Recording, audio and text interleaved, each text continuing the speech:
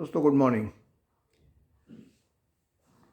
पिछले 2 हफ्ते से मार्केट जिस हिसाब से चल रही है, एक ज़बरदस्त फाइट चल रही है बुल्स और बियर के अंदर। दोनों अपना अपना कंट्रोल करने की कोशिश कर रहे हैं। बुल्स हार मानना नहीं चाहते, बियर्स छोड़ना नहीं चाहते। तो आपने देखा होगा कि पिछले 2 हफ्तों में बहुत सारे दिन थे। वो एक डोजी पैटर्न होता है जिसमें एक शो करता है कि मार्केट कितनी अनडिसाइसिव है। मार्केट शो करता है जब क्लोजिंग और ओपनिंग ऑलमोस्ट सेम लेवल पे होती है या बहुत ही नैरो गैप के अंदर होती है। उसमें ना बुल्स जीतते हैं ना बियर्स जीतते हैं। एक दूसरे को दबाने की कोशिश करते हैं, लेकिन अल्टीमेटली कुछ नहीं होता। 3 हफ्ते पहले या 4 हफ्ते पहले हमने एक अपने फोरकास्ट की थी कि from 6 February to 25 February ±1-2 days ले लो, ओवरऑल मार्केट का ट्रेंड अंडर प्रेशर रहेगा। आपने देखा होगा बैंक निफ्टी 42,000 से ऊपर भी गया, पर अल्टीमेटली जो कल की क्लोजिंग थी फ्राइडे की, वो काफ़ी नीचे हुई। जो पिछले 6 फरवरी को जो क्लोजिंग हुई थी या उसके आसपास जो क्लोजिंग हुई थी, उनसे काफ़ी नीचे है। सेंसेक्स भी वहाँ से 200-300 पॉइंट नीचे है। सिर्फ निफ्टी जो है वो करीब 80 पॉइंट्स जो है तब से ऊपर चल रहा है, लेकिन निफ्टी का अभी टोटल टाइम फ्रेम पूरा हुआ नहीं है। बहुत सारे लोग नर्वस हो गए, एंशियस हो जाते हैं, कई बार एक्साइट हो जाते हैं।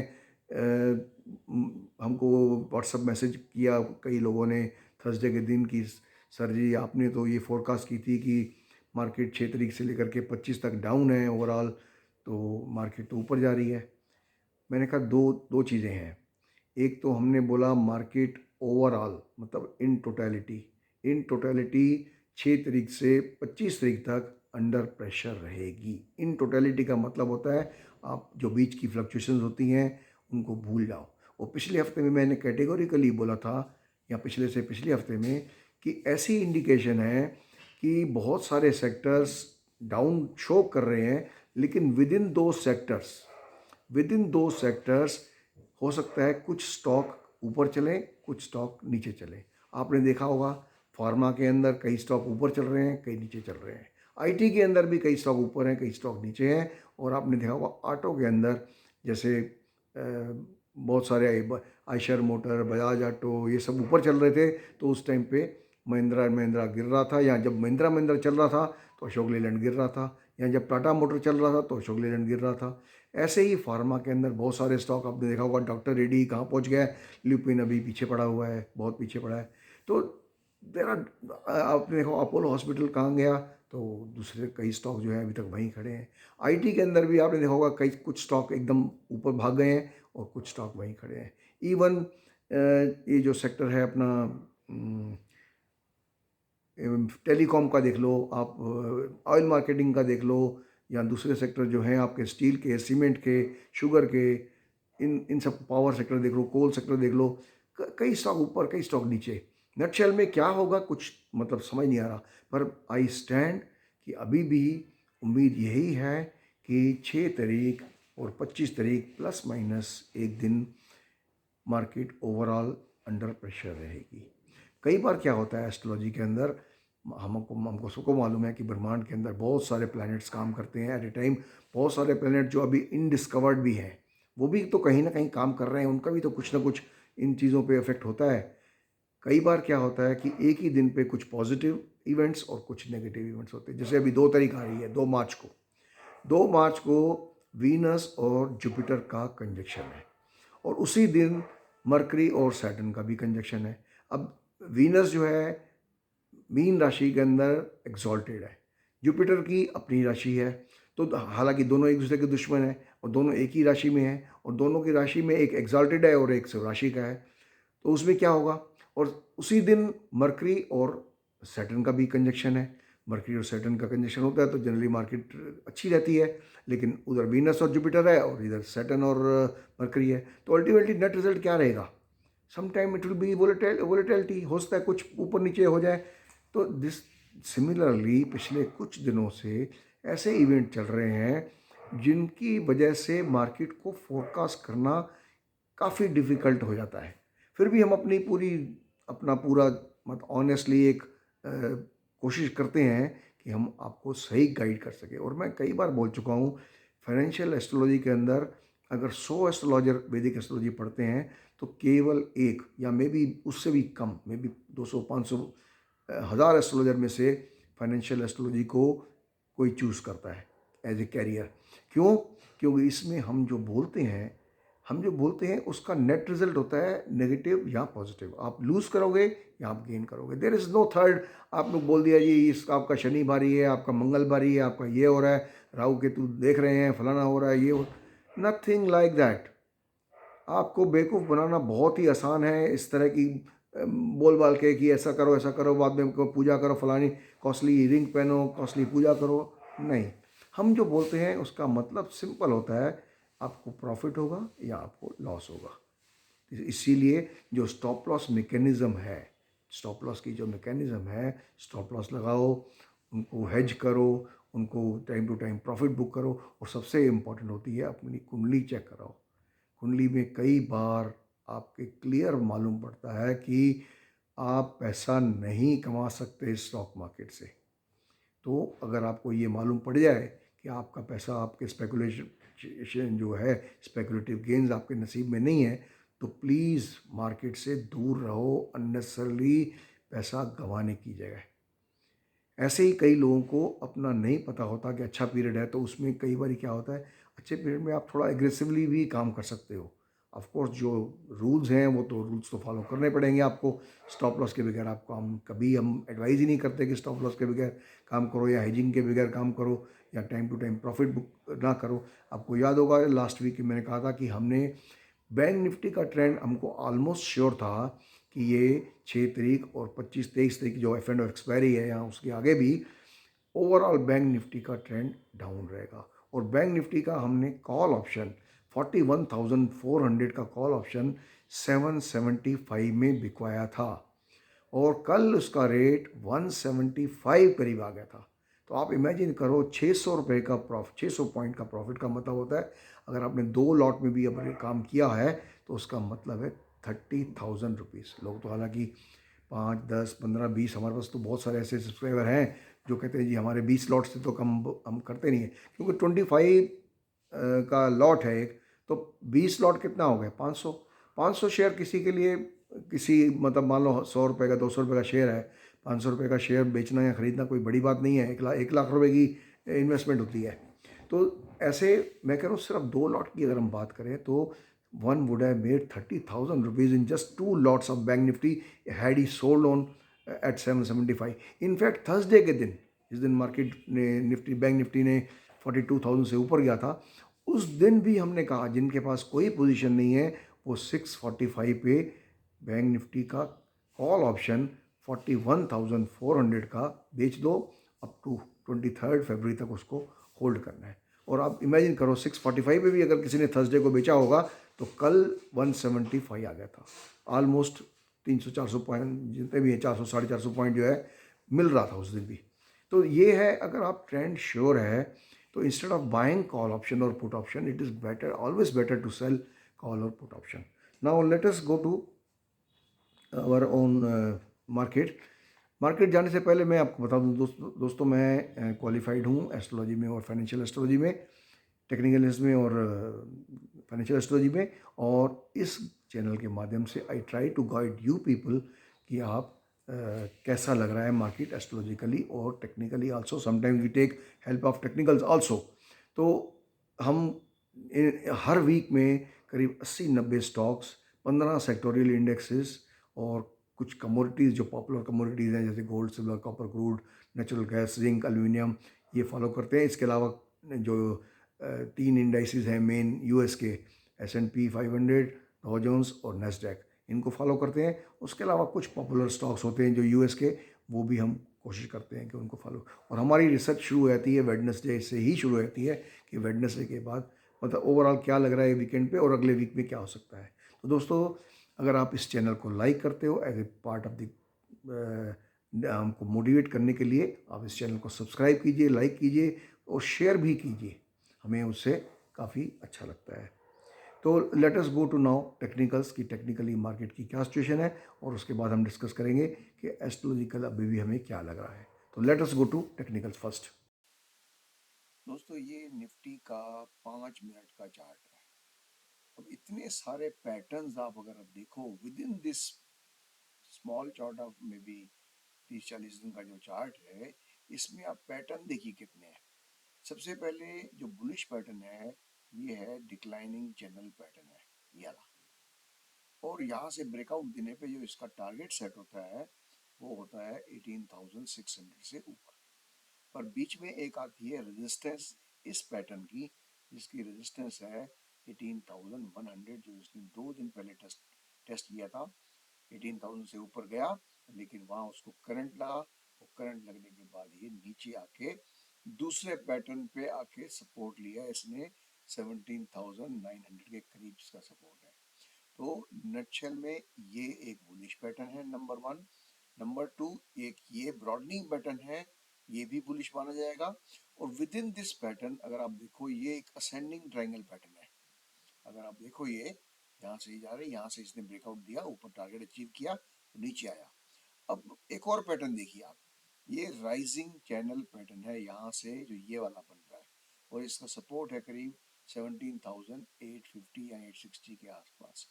यहाँ से इसने ब्रेकडाउन दिया तो कम से कम 100 पॉइंट नीचे।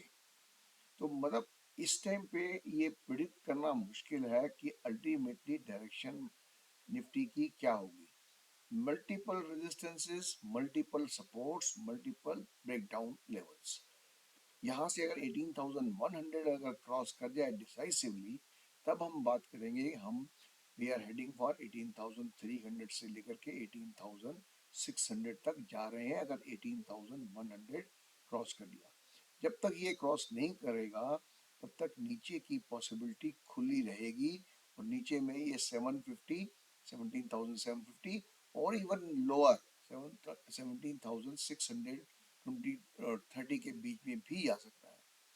जैसा हमने एस्ट्रोलॉजिकल फोरकास्ट की थी कि ओवरऑल 6 फरवरी से लेकर के 25-26 फरवरी तक इन टोटलिटी निफ्टी के डाउन रहने की उम्मीद है।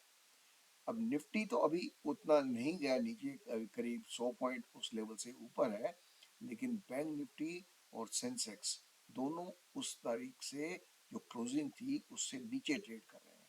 तो ये निफ्टी का 5 मिनट का चार्ट है। अब देखते हैं बैंक निफ्टी की क्या सिचुएशन है। ये है बैंक निफ्टी का चार्ट।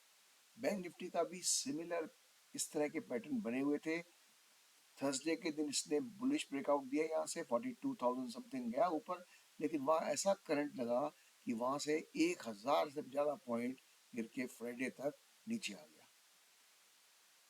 ये इसके डिफरेंट पैटर्न है। अब ये सपोर्ट जोन है इसका 41,000 के आसपास, 40,950 या 5 के आसपास। यहाँ से इसने पुल बैक लिया है, वो पुल बैक में इसने एक छोटा सा ये पैटर्न बनाया जिसका टारगेट था 14,250, और चांसेस हैं कि ये 1-2 दिन में 14,450 के आसपास जा सकता है। और उसके ऊपर इसने ये, अगर आप देखोगे, ये गैप डाउन ओपनिंग की थी इसने। गैप डाउन का जो टारगेट है वो 41,600 से लेकर के 41,700 तक है। बट अभी भी पोजीशन क्लियर नहीं है कि ये क्या कर सकता है।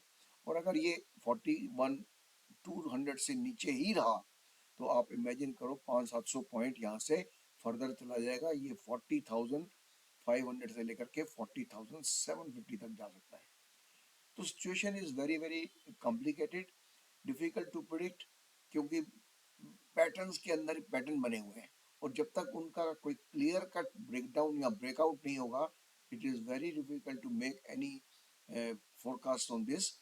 उसके इसके लिए जो डेली की प्रिडिक्शन है हमारी, उस पर ही काम करना बेटर रहेगा, जब तक इसका कोई डिसाइसिवली ब्रेकआउट ना हो जाए। S&P में देखिए, S&P 500 ने बुलिश ब्रेकआउट दिया। उसका जो टारगेट है मीडियम टर्म का, जो कुछ हफ्तों या कुछ महीनों का है, वो 4500 है। लेकिन अगर आप देखोगे रिसेंटली इसने 4195 टच किया था, और 4195 कहाँ से टच किया था, अगर आपको याद हो कि 3495 के आसपास जब इसका बॉटम बना था तो हमने इसका फोरकास्ट की थी ये 4000 जाएगा, 39 कुछ जाएगा, और उसके बाद नेक्स्ट टारगेट होगा हमारा 41 से ऊपर होगा। वो टारगेट अचीव कर लिया, और अब ये एक ट्रायंगल पैटर्न के अंदर चल रहा है, सिमेट्रिकल ट्रायंगल पैटर्न है। यहाँ से इसने कल परसों ब्रेकडाउन दिया है, ब्रेकडाउन देने के बाद ये नीचे गया और अभी उसके ट्रायंगल पैटर्न के नीचे ही रहा है।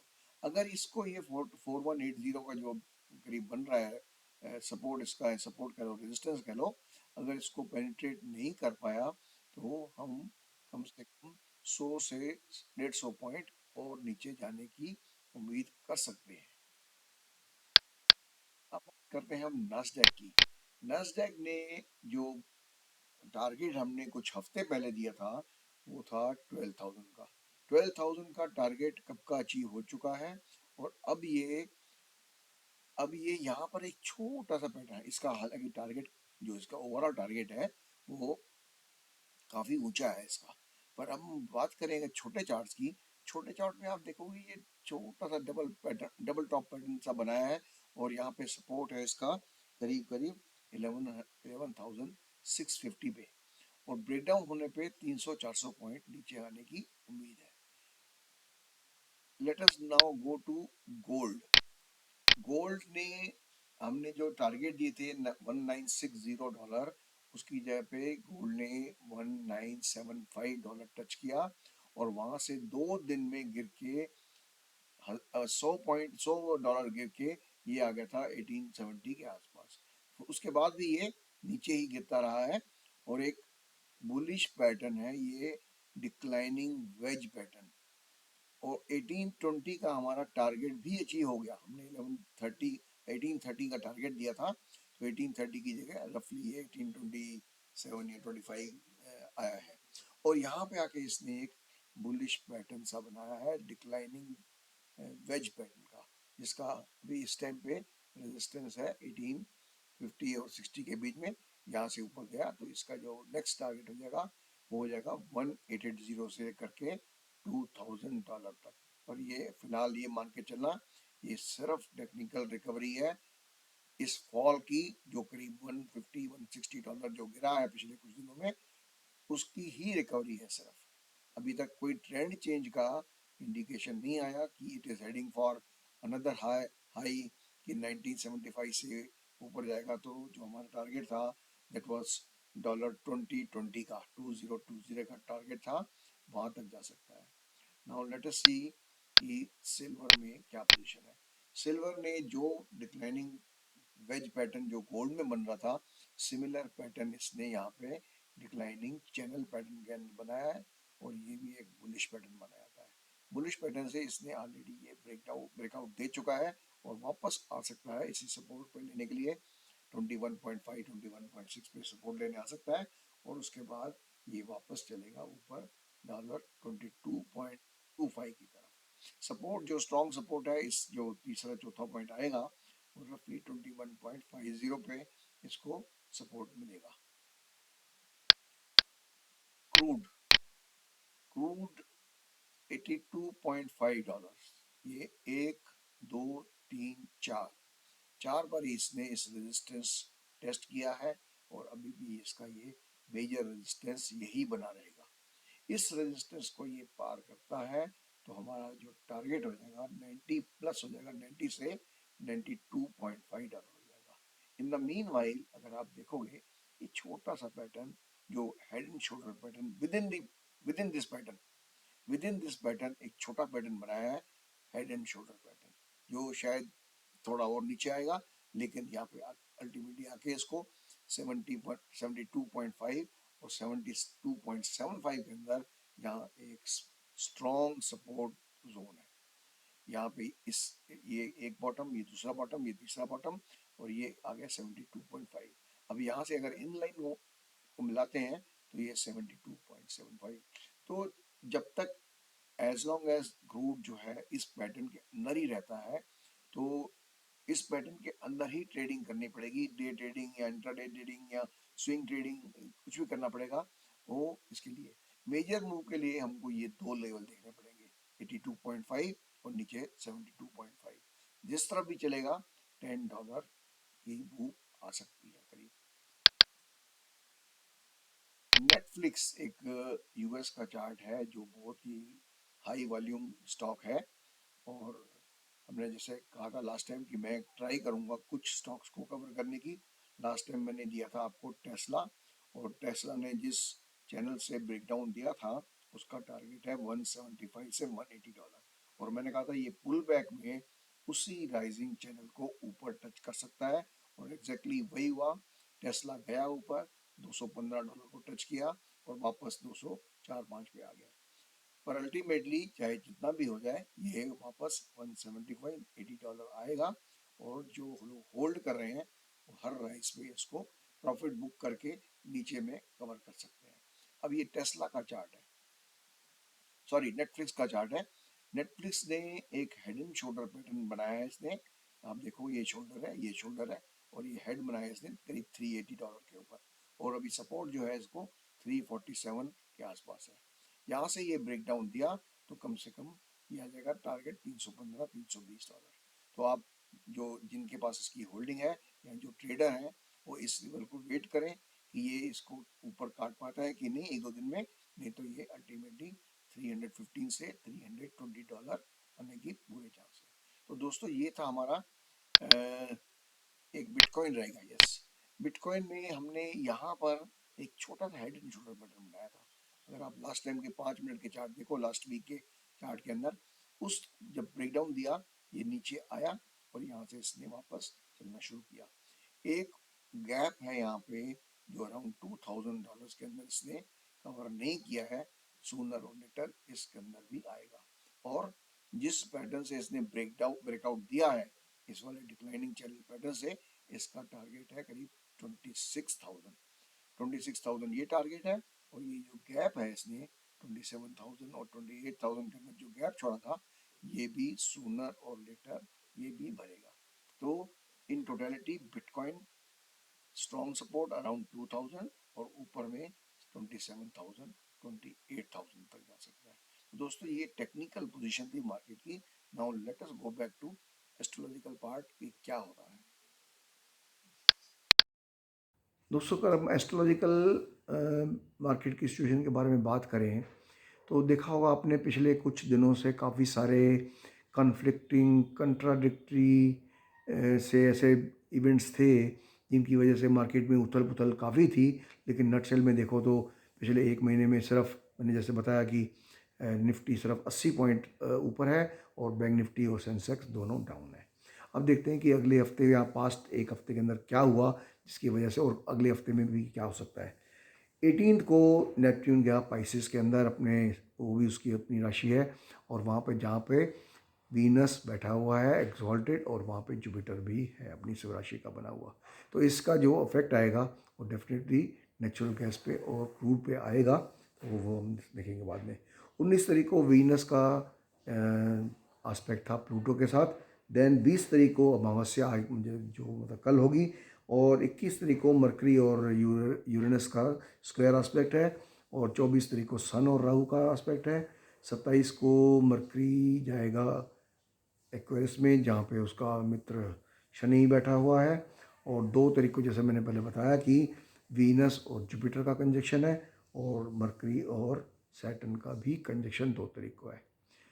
नट शेल में हमने जैसे फोरकास्ट किया हुआ है कि 6 तारीख से लेकर के 27 25 26 27 तक कुछ स्टॉक्स तो ऐसा इंडिकेट कर रहे हैं शायद सेकंड को जो ये मैंने बताया 2 एस्पेक्ट मरकरी और सैटर्न का और जुपिटर और वीनस का, तब तक भी डाउन रह सकते हैं, और कुछ हो सकता है बाकी अगले हफ्ते में कुछ स्टॉक्स के अंदर यू टर्न रहेगा।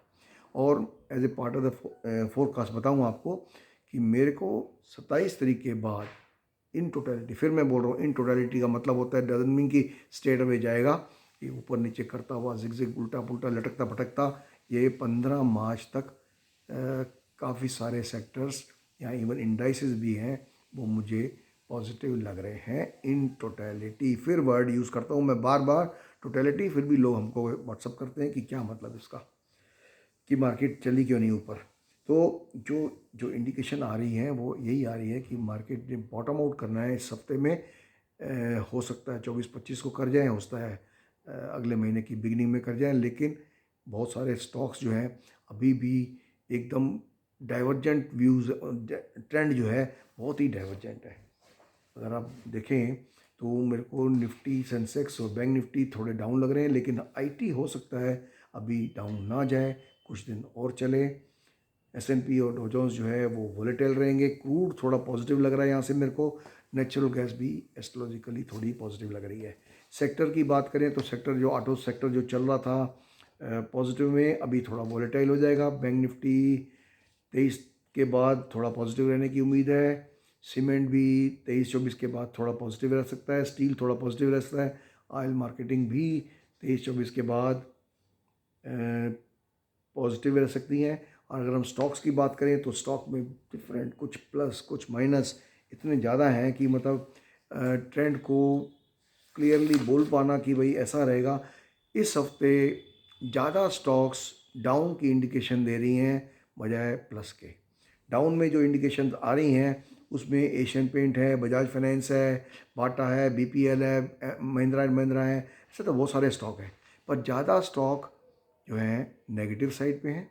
मतलब अगर हम प्रोपोर्शनली देखा जाए तो 67% स्टॉक्स जो हैं वो वीकनेस शो कर रहे हैं इस हफ्ते के लिए, और 33 स्टॉक्स जो हैं वो पॉजिटिव शो कर रहे हैं। तो मतलब नटशेल में डाउन जाने वालों का नंबर जो है वो ज़्यादा है। तो इसलिए मैं ये मान के चलता हूँ, क्योंकि ज़्यादा स्टॉक्स डाउन की इंडिकेशन दे रहे हैं तो ट्रेंड भी इस हफ्ते डाउन ही रहने की संभावना है।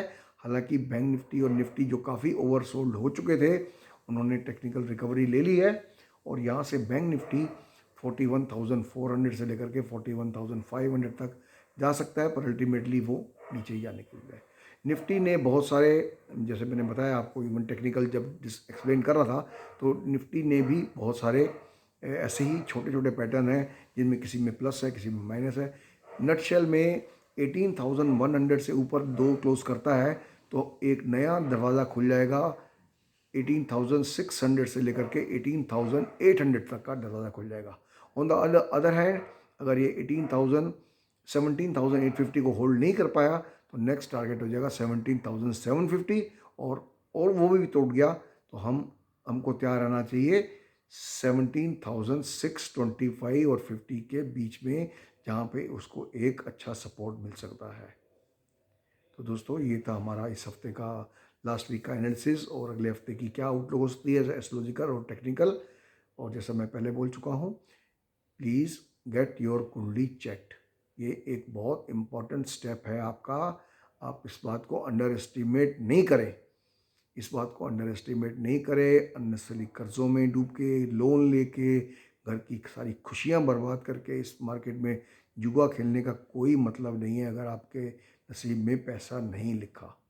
तो दोस्तों इस मेरी एडवाइस के साथ आई thank you very much for watching this video, and let us wait for the next video. Thank you.